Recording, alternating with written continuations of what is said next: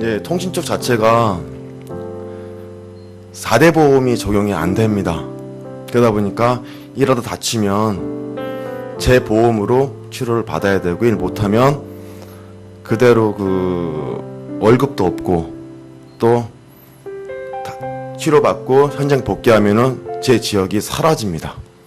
그런 구조가 있는 통신 쪽이에요. 보기에는 좋아 보이지만 상당히 열악하거든요. 그래서 2년 전쯤인가 이거를 해서 극복하고자 회사를 상대로 한 5개월 동안 힘든 싸움을 했었습니다.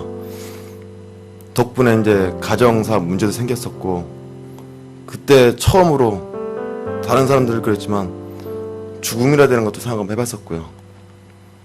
정말 힘들었었거든요. 그러다 몸도 망가지고 마음적으로도 힘들고, 그래서 교회도 별 하나님 도와주는 것도 없는데 왜 자꾸 가야 되나 해가지고 별로 가고 싶은 마음도 없었어요. 그러다가 힘들게 현장에 복귀했는데, 저희 센터가 구로구, 금천구, 영등포구, 광명시 4지역을 맡고 있는데, 광명시만 소위 말하는 속도 높이는 그 작업이 안 돼 있었습니다. 다른 사람들은 현장 복귀해서 열심히 영업을 해서 제가 버는 급여에 거의 배 이상을 벌어갔었습니다. 너무 속상했었어요. 힘은 힘대로 더 들고, 그 사람들은 전부터도 안 올라갑니다. 건물마다 다 장비 있어가지고 비 와도 우산수가 충분한데 저는 비 오면 설치를 못하죠. 가끔 소위 말하는 진상고인 만나면 팬티까지 다 젖으면서까지 이렇게 올라간 적도 있었는데 화가 나더라고요. 목숨 걸고 올라가고, 올라가면 거의 100% 전기 먹거든요. 그래서 한 2살 먹으니까 전기 맛도 없더라고요. 그래서 힘들기를 했는데, 작년쯤인가 목장 모임했을 때 그 광명제 이거 해달라고, 관계가 해달라고, 그러니까 그 목자목님께서 기도를 해주신다 하더라고요. 솔직히 믿음이 안 믿었어요. 기다려도 안 되는 걸 목장 모임에서 교회에서 기도한다고 된다는 그런 보장이 있을까? 제가 믿음이 약해서 그런지 모르겠지만 별로 와닿지가 않았었어요. 그래서 이제 그렇게 지나다 보니까 1년이란 게 지났죠. 근데 올 5월 달쯤인가 누구한테서 7월 달에 광명에 소위 말하는 속도 높이는 작업 광기가가 개통이 될 수도 있단 말을 들었었어요. 근데 안 믿었습니다. 왜? 돼야 하는 거죠. 몇 번 당하다 보니까 이제는 믿지도 않고, 솔직히 말씀드린 7월 달에 안 됐으면 회사 그만두려고 그랬었어요.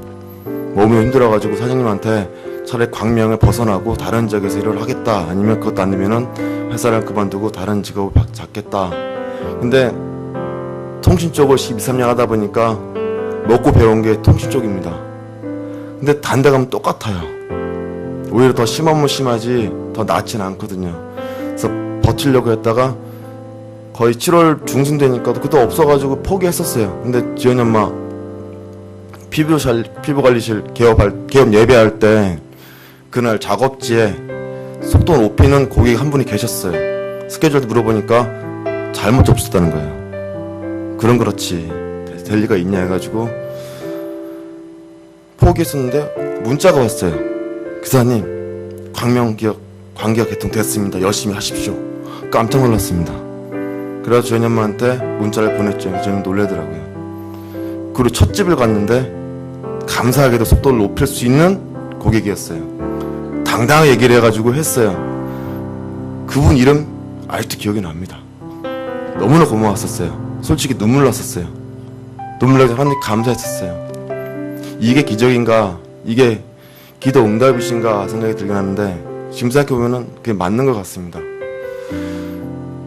그전 같은 일을 할 때 그냥 힘들게만 일을 하고 보람이 없었어요.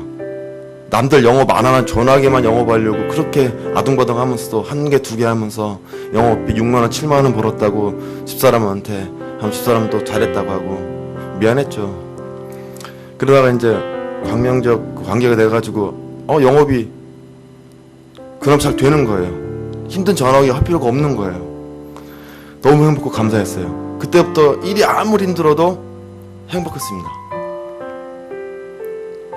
언제 퇴근하나 걱정하는 게 아니라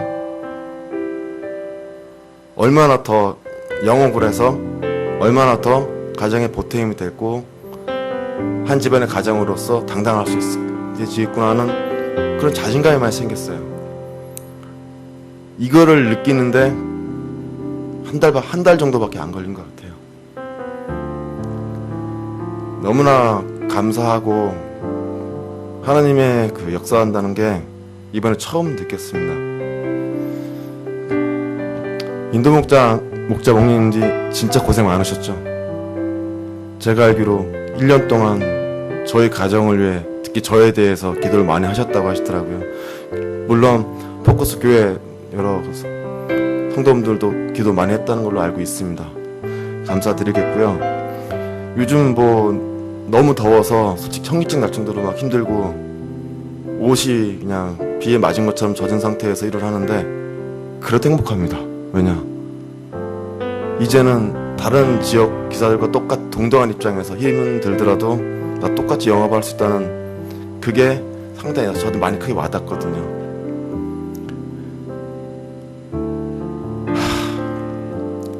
간증문 어제 작성을 했는데 제가 지금 안 보고 하는 이유가 이 내용을 보면은 그냥 글로만 발표하는 거 그 이상 그 이하도 안 될 것 같아가지고 지금 안 보고 그 간증을 하고 있는데요.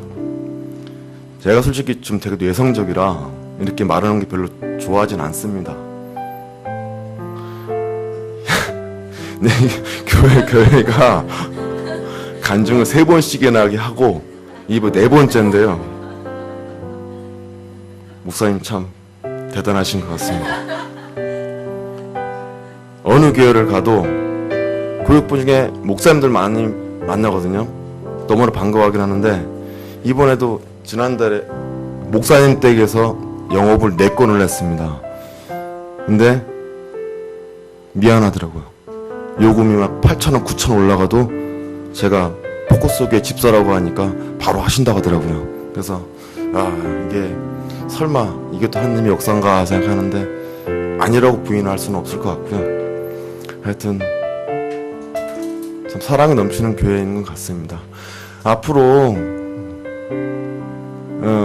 힘은 더 들겠고 그러겠지만 7월 달에 광기가 터졌을 때 그 감사함을 잊지 않고 교회 생활도 열심히 하고 가정 생활도 열심히 하는 그런 멋진 아빠 집사가 되도록 하겠습니다. 감사합니다.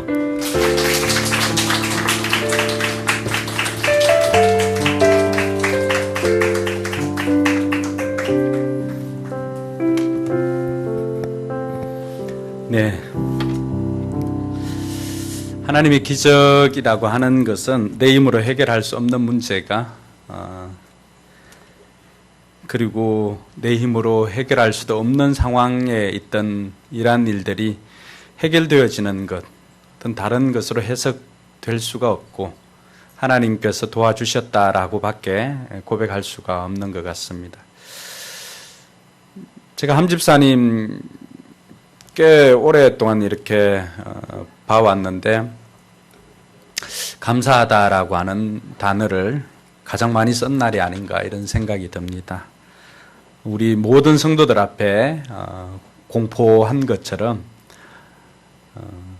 하나님께서 7월 달에 주셨던 그 감사가 식어지지 않도록 여러분들 기도해 주시고 또 교회에서 또 가정에서도 당당한 아빠로서 또 교회에서도 자랑스러운 집사로서 그 역할들을 잘 감당할 수 있도록 여러분들이 더욱더 기도해 주시기 바랍니다.